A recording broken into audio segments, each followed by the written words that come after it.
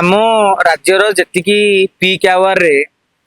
जी मेगावाटर आवश्यकता रही कम उत्पादन हो आउ गोटे जो माने शिल्प संस्था माने जो विद्युत दबा कथा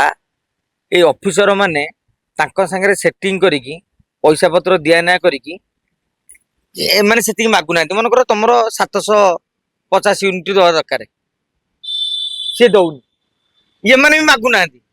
कहीं सी बाट अलग बाटर बिकुंट एमाने पुणी किणुंट ये गोटे बेपार आज्ञा चलती एक एवं ओभरलोडिंग कथाटी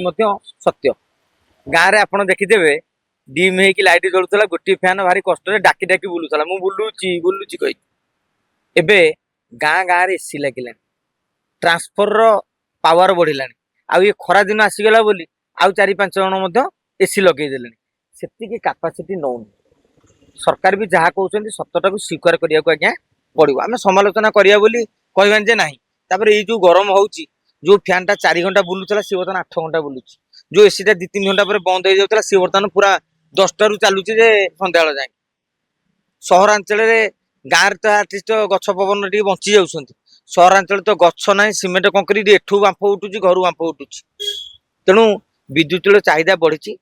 तेणु सरकार आगामी दिन में विद्युत जेनेरेशन किभली हो पार आमर एडे बड़ बेलाभूमि विंड पावर मान जो पवन शक्ति बल जो विद्युत हम ताकू ही करूना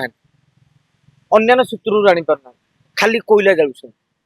तेणु धीरे धीरे जो चाहिदा बढ़ुची आप देखिए काली आपण गाँव में 5टा टीवी थे आज समस्त घरे कलर टीवी काली वाशिंग मेसीन 2 जण घर थे समस्त घरे वाशिंग मेसीन तेणु इलेक्ट्रिक कंजप्शन बढ़ी बढ़ी चली आगामी दिन में आपको कहबी ये पीक खरा दिन नुहे अन्य दिन मानक सरकार बिजुली संकटर सामना करेंगे एबेठारु चेती जिबा भल ये पेट्रोल संकट पर पुणी बिजुली संकट ताल कोन करिवे लोक माने साधारण एपटे पेट्रोल एपटे बिजुली केमती पहुंची हमर तेल पई सब बेले विदेश रु आइला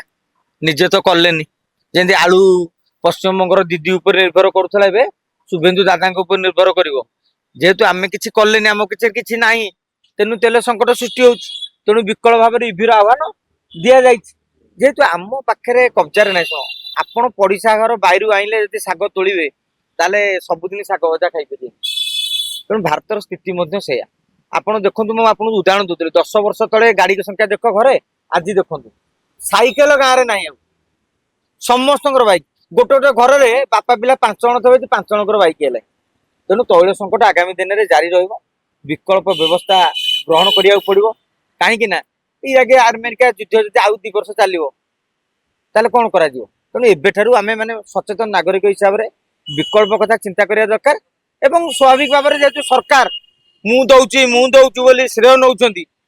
एतक तम जोगु हेनी बोली निंदा शुणा तुमको पड़ो।